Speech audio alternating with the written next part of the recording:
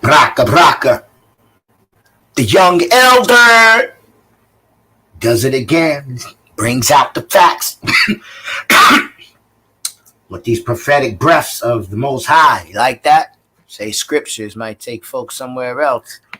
These prophetic breaths from the breath, from the source. Why would we play with that?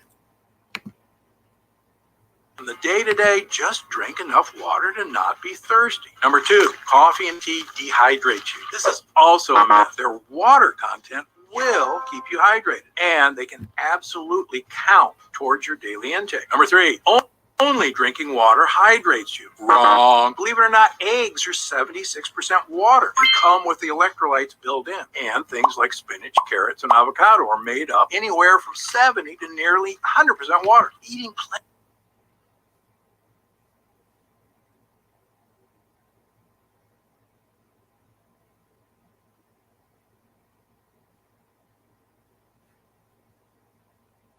Did you know that your bank account is a direct reflection of another commercial? Thoughts and emotions about money? Well, you may find this hard to believe. Ain't even started yet. Who doesn't want more financial abundance?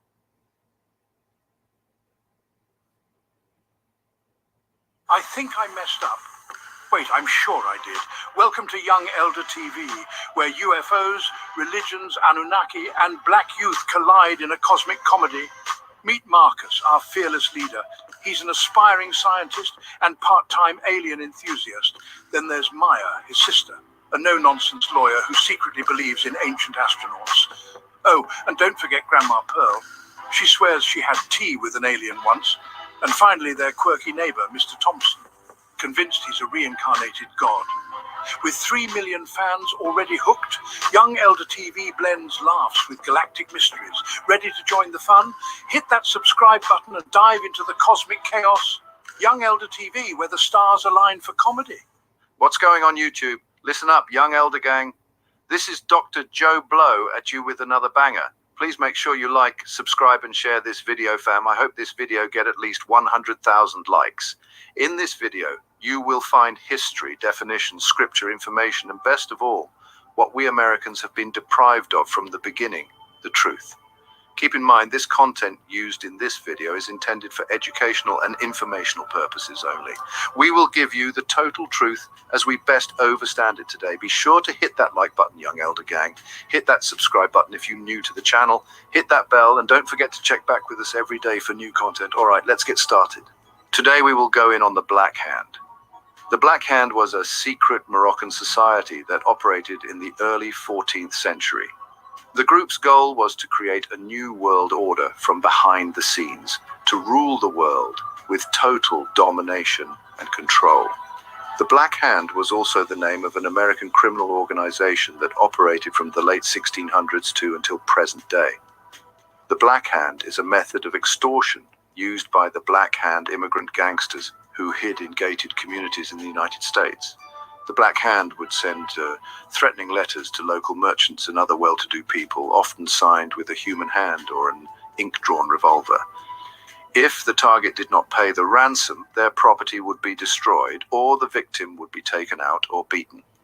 The Blk-Hand, or the Hand, is a council of 13 crime lords that govern the underworld's most powerful criminal organizations. It is considered the ultimate authority of the underworld and is feared and respected by all, up to and including Pope and presidents of countries.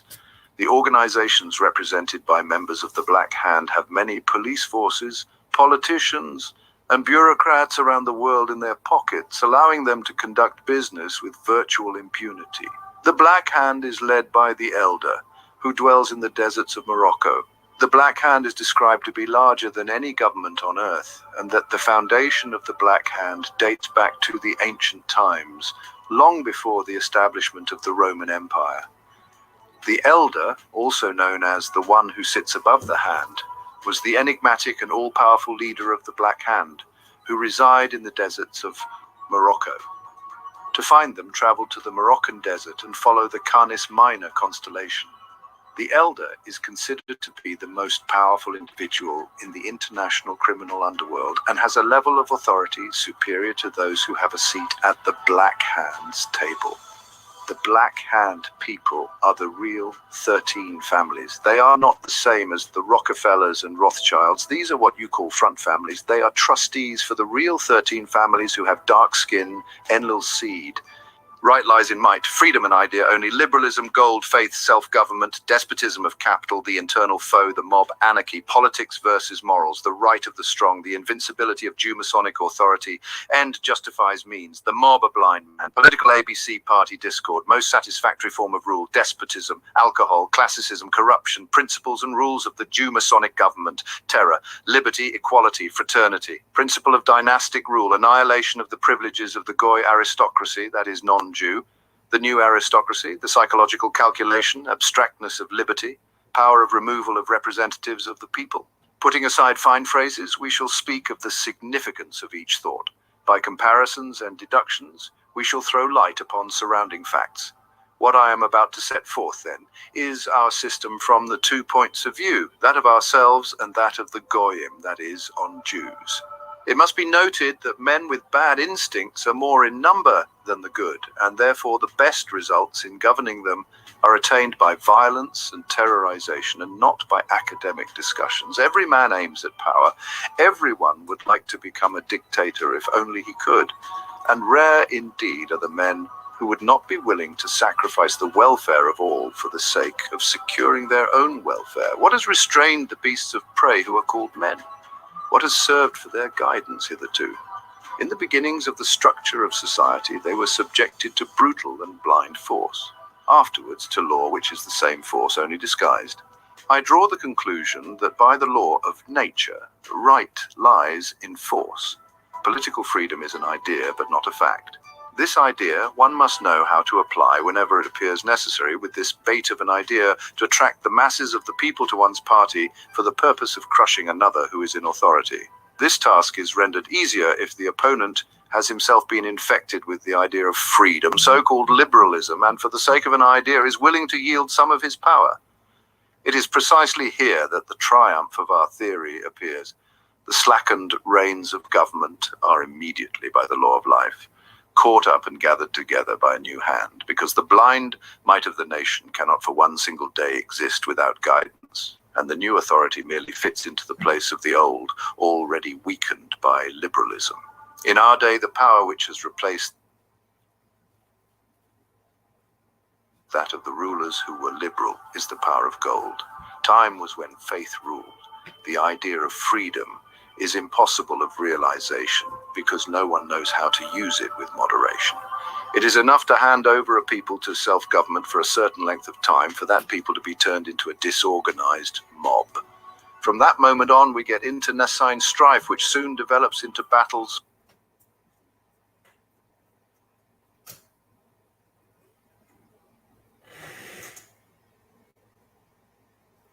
between classes, in the midst of which states burn down and their importance is reduced to that of a heap of ashes.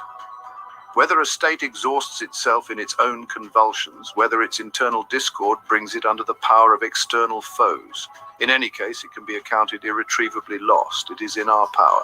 The despotism of capital, which is entirely in our hands, reaches out to it a straw that the state, willy-nilly, must take hold of. If not, it goes to the bottom. Should anyone of a liberal mind say that such reflections as the above are immoral, I would put the following questions. If every state has two foes, and if in regard to the external foe it is allowed and not considered immoral to use every manner and art of conflict, as for example to keep the enemy in ignorance of plans of attack and defense, your diet might be ruining your skin. I'm a 50-year-old plastic surgeon in Beverly Hills. People never believe how old I am, so I decided to share my secrets to getting smooth skin, minimizing sagging, and maintaining that youthful glow. It all starts with eating what I like to call skin superfoods. If you're over 40, focus on eating fruits that help replace the collagen you're losing.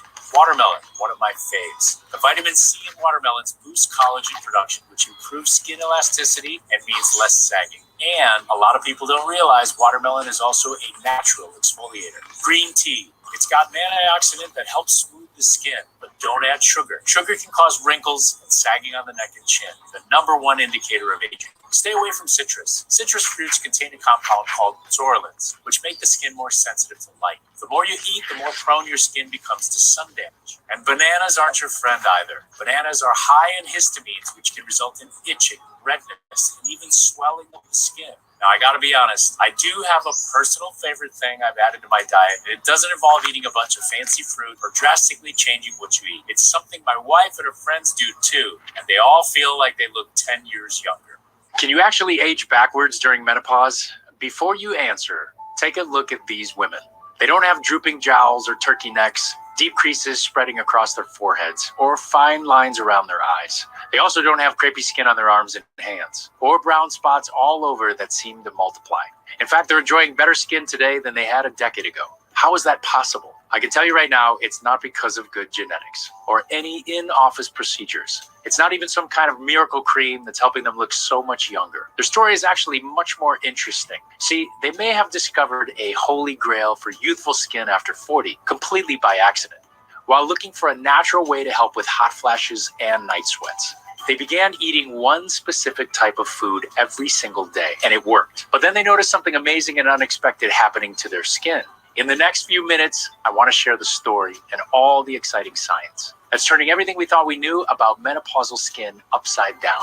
It turns out you don't have to accept the appearance of wrinkles, sagging, dullness, rough texture, and sunspots that start creeping in your 40s, especially when there's a simple way to harness menopause to your skin's advantage and look years younger without ever leaving home. Let me show you how. My name is Dr. John Lakey. I'm a board-certified plastic surgeon and co-founder of the Beverly Hills Plastic Surgery Group. And if I look familiar, it's probably because you've seen one of my appearances on NBC, Extra, or Entertainment Tonight, where I share my expertise on the latest in anti-aging science, and not just the procedures you can try in my office. I give powerful tips and techniques that you can use right at home, too. But what people seem to like most is that I'm also a straight shooter, and I call out bad beauty science wherever I see it. That's why I created this short presentation. Probably my most important one yet. See, after talking with hundreds of patients, journalists, beauty editors, and yes, even other doctors, I realized too many women over the age of 40 still believe aging myths that could be holding them back from unlocking their skin's youthful potential. Frankly, it's always been this way, and that's just not fair to you. That's why in the next few minutes, I'll also reveal why a powerful, youth-restoring secret might have stayed buried forever. If it wasn't for one odd potato experiment and a group of postmenopausal women who became biologically younger by the end of this study. Today, you're getting the uncensored truth, and I'm sure this news won't win me any new friends in the beauty industry. Because instead of telling you the truth, they'd rather sell you an expensive cream or serum that sits on your skin. But there's a big problem that no one's talking about. If you're seeing deep wrinkles, heavy sagging, and rough texture in the mirror, you're only looking at the tip of the iceberg. Or moisturizers can only do so much. These problems actually begin well below the surface, inside the dermis layer, where most topicals can't reach, which is exactly why people move to more invasive treatments. They don't realize there's actually a third option, a backdoor approach to put youth-delivering nutrients right where they need to be that works from the inside out. So if you've pushed product after product to the back of your medicine cabinet, feeling let down, or given up hope that you'll never see younger-looking skin again, I'm here to help. I want you to feel empowered by what you're about to see, because once you understand what wrinkled, sagging skin is really missing and give it the ingredient that commands mature skin cells, telling them to act young again, you can enjoy better skin at 60 than you had at 50. Not just your face, but all over. Fresh and radiant, tight and lifted, visibly smoother, hands, thighs, stomach, arms, neck, knees, from head to toe. Impossible? It's already happening for thousands of women, like Cheryl, who just celebrated her 60th fence to attack him by night or in superior numbers. Then in what way can the same means in regard to a worse foe, the destroyer of the structure of society and the commonweal, be called immoral and not permissible? Is it possible for any sound, logical mind to hope with any success to guide crowds by the aid of reasonable counsels and arguments when any objection or contradiction, senseless though it may be, can be made, and when such objection may find more favor with the people whose powers of reasoning are superficial, men in masses and the men of the masses being guided solely by petty passions, paltry beliefs, customs, traditions, and sentimental theorism? fall a prey to party dissension, which hinders any kind of agreement, even on the basis of a perfectly reasonable argument. Every resolution of a crowd depends upon a chance or packed majority, which, in its ignorance of political secrets, puts forth some ridiculous resolution that lays in the administration a seed of anarchy. The political has nothing in common with the moral. The ruler who is governed by the moral is not a skilled politician and is therefore unstable on his throne. He who wishes to rule must have recourse both to cunning and to make-believe. Great national qualities like frankness and honesty are vices in politics, for they bring down rulers from their thrones more effectively and more certainly than the most powerful enemy. Such qualities must be the attributes of the kingdoms of the Goyim, but we must in no wise be guided by them. Our right lies in force. The word right is an abstract thought and proved by nothing. The word means no more than give me what I want in order, and that thereby I may have a proof that I am stronger than you.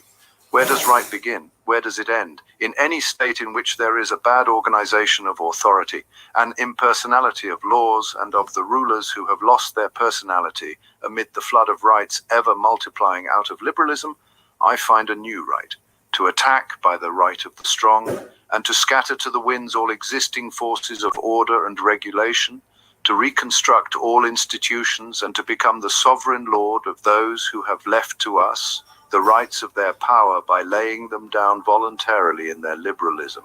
Our power in the present tottering condition of all forms of power will be more invincible than any other, because it will remain invisible until the moment when it has gained such strength that no cunning can any longer undermine it. Out of the temporary evil we are now compelled to commit will emerge the good of an unshakable rule, which will restore the regular course of the machinery of the national life, brought to naught by liberalism. The result justifies the means. Let us, however, in our plans direct our attention not so much to what is good and moral, as to what is necessary and useful. Before us is a plan in which is laid down strategically the line from which we cannot deviate without running the risk of seeing the labor of many centuries brought to naught. In order to elaborate satisfactory forms of action, it is necessary to have regard to the rascality, the slackness, the instability of the mob, its lack of capacity to understand and respect the conditions of its own life or its own welfare. It must be understood that the might of a mob is blind, senseless, and unreasoning force, ever at the mercy of a suggestion from any side. The blind cannot lead the blind without bringing them into the abyss. Consequently, members of the mob, upstarts from the people, even though they should be as a genius for wisdom, yet having no understanding of the political, cannot come forward as leaders of the mob without bringing the whole nation to ruin. Only one trained from childhood for independent rule can have understanding of the words that can be made up of the political alphabet. A people left to itself, that is, to upstarts from its midst, brings itself to ruin by party dissensions excited by the pursuit of power and honors and the disorders arising therefrom. Is it possible for the masses of the people calmly and without petty jealousies to form judgments, to deal with the affairs of the country which cannot be mixed up with personal interests? Can they defend themselves from an external foe? It is unthinkable, for a plan broken up into as many parts as there are heads in the mob loses all homogeneity and thereby becomes unintelligible and impossible of execution. It is only with a despotic ruler that plans can be elaborated extensively and clearly in such a way as to distribute the whole properly among the several parts of the machinery of the state. From this, the conclusion is inevitable that a satisfactory form of government for any country is one that concentrates in the hands of one responsible person. Without an absolute despotism, there can be no existence for civilization, which is carried on not by the masses, but by their guide, whosoever that person may be. The mob is a savage and displays its savagery at every opportunity. The moment the mob seizes freedom in its hands, it quickly turns to anarchy, which in itself is the highest degree of savagery. Behold the alcoholized animals, bemused with drink, the right to an immoderate use of which comes along with freedom. It is not for us and ours to walk that road. The peoples of the Goyim are bemused with alcoholic liquors. Their youth has grown stupid on classicism and from early immorality, into which it has been inducted by our special agents, by tutors, lackeys, governesses in the houses of the wealthy, by clerks and others, by our women in the places of dissipation frequented by the Goyim. In the number of these last, I count also the so-called society ladies, voluntary followers of the others in corruption and luxury. Our countersign is force and make-believe. Only force conquers in political affairs, especially if it be concealed in the talents essential to statesmen.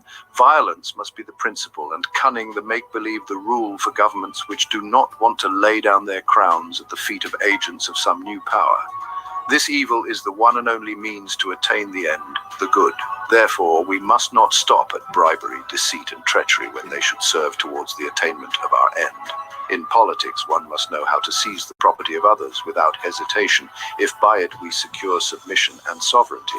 Our state, marching along the path of peaceful conquest, has the right to replace the horrors of war by less noticeable and more satisfactory sentences of death, necessary to maintain the terror which tends to produce blind submission. Just but merciless severity is the greatest factor of strength in the state. Not only for the sake of gain, but also in the name of duty, for the sake of victory, we must keep to the program of violence and make-believe. The doctrine of squaring accounts is precisely as strong as the means of which it makes use.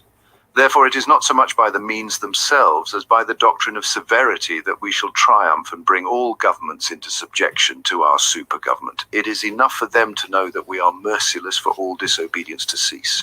Far back in ancient times, we were the first to cry among the masses of the people the words liberty, equality, fraternity, words many times repeated since those days by stupid poll parrots, who from all sides round flew down upon these baits, and with them carried away the well-being of the world, true freedom of the individual, formerly so well guarded against the pressure of the mob. The would-be wise men of the Goyim, the intellectuals, could not make anything out of the uttered words in their abstractness, did not note the contradiction of their meaning and interrelation, did not see that in nature there is no equality, cannot be freedom, that nature herself has established inequality of minds, of characters and capacities, just as immutably as she has established subordination to her laws. Never stop to think that the mob is a blind thing, that upstarts elected from among it to bear rule are, in regard to the political, the same blind men as the mob itself, that the adept, though he be a fool, can yet rule, whereas the non-adept, even if he were a genius, understands nothing in the political. To all these things the Goyim paid no regard. Yet all the time it was based upon these things that dynastic rule rested. The father passed on to the son a knowledge of the course of political affairs in such wise that none should know it but members of the dynasty, and none could betray it to the governed. As time went on, the meaning of the dynastic transference of the true position of affairs in the political was lost, and this aided the success of our cause. In all corners of the earth, the words liberty, equality, fraternity brought to our ranks, thanks to our blind agents, whole legions who bore our banners with enthusiasm. And all the time these words were cankerworms at work, boring into the well-being of the Goyim, putting an end everywhere to peace, quiet, solidarity, and destroying all the foundations of the Goya states. As you will see later, this helped us to our triumph. It gave us the possibility, among other things, of getting into our hands the MasterCard, the destruction of the privileges, or in other words, of the very existence of the aristocracy of the Goyim, that class which was the only defense peoples and countries had against us. On the ruins of the natural and genealogical aristocracy of the Goyim, we have set up the aristocracy of our educated class, headed by the aristocracy of money.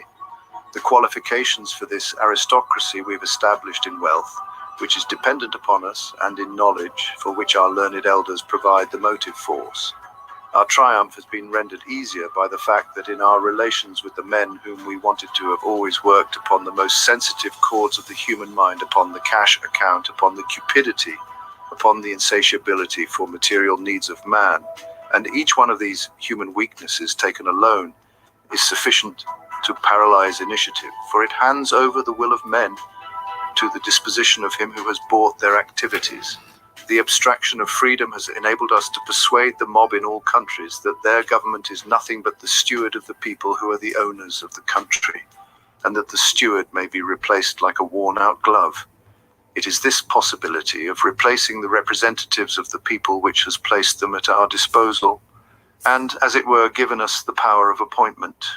Economic wars, the foundation of the Jewish predominance, figurehead government and secret advisors, successes of destructive doctrines, adaptability in politics, part played by the press, cost of gold and value of Jewish sacrifice.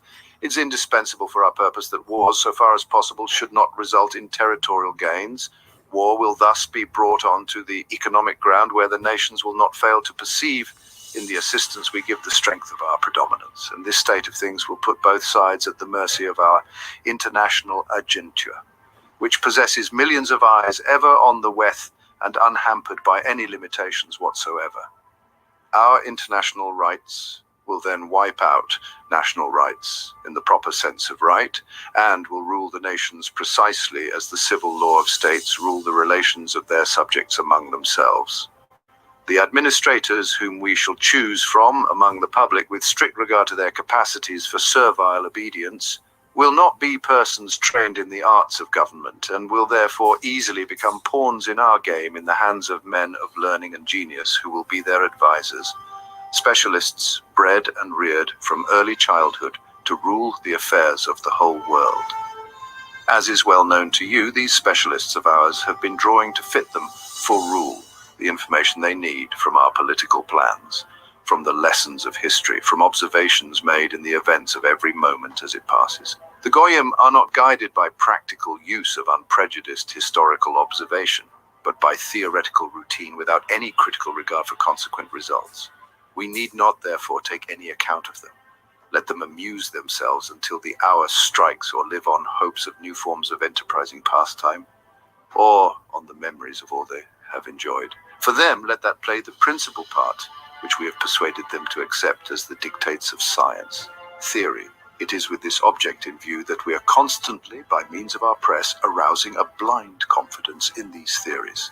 The intellectuals of the Goyim will puff themselves up with their knowledge, and without any logical verification of them will put into effect all the information available from science, which our agentur specialists have cunningly pieced together for the purpose of educating their minds in the direction we want. Do not suppose for a moment that these statements are empty words. Think carefully of the successes we arrange for Darwinism, Marxism, Nietzscheism. To us Jews, at any rate, it should be plain to see what a disintegrating importance these directives have had upon the minds of the Goyim. It is indispensable for us to take account of the thoughts, characters, tendencies of the nations, in order to avoid making slips in the political and in the direction of administrative affairs. The triumph of our system, of which the component parts of the machinery may be variously disposed according to the temperament of the peoples met on our way, will fail of success if the practical application of it be not based upon a summing up of the lessons of the past in the light of the present. In the hands of the states of today, there is a great force that creates the movement of thought in the people, and that is the press. The part played by the press is to keep pointing out requirements supposed to be indispensable, to give voice to the complaints of the people, to express and to create discontent. It is in the press that the triumph of freedom of speech finds its incarnation. But the Goyim states have not known how to make use of this force, and it has fallen into our hands. Through the press, we have gained the power to influence while remaining ourselves in the shade. Thanks to the press, we have got the gold in our hands, notwithstanding that we have had to gather it out of oceans of blood and tears. But it has paid us, though we have sacrificed many of our people. Each victim on our side is worth, in the sight of God, 1,000 Goyim. The symbolic snake and its significance, the instability of the constitutional scales, terror in the palaces, power and ambition, parliaments, talkeries, pamphlets, abuse of power, economic slavery, people's rights, monopolist system and the aristocracy, the army of Mason Jewry, decrescence of the Goyim, hunger and rights of capital, the mob and the coronation of the sovereign lord of all the world. the fundamental precept in the program of the future Masonic national schools, the secret of the science of the structure of society, universal economic crisis, security of ours, that is our people, Jews. So we still don't think there's men running around that hate you. See? Baraka, Angel Rolling, and all who came out to HSE-TV Entertainment. They are hating us. They are trying to stop us. They are coming at every angle. Told you to be prepared. But if you don't hear from me, I'm still doing me, just not on social media. You must do the same. Braka, braka. All praise to the Most High.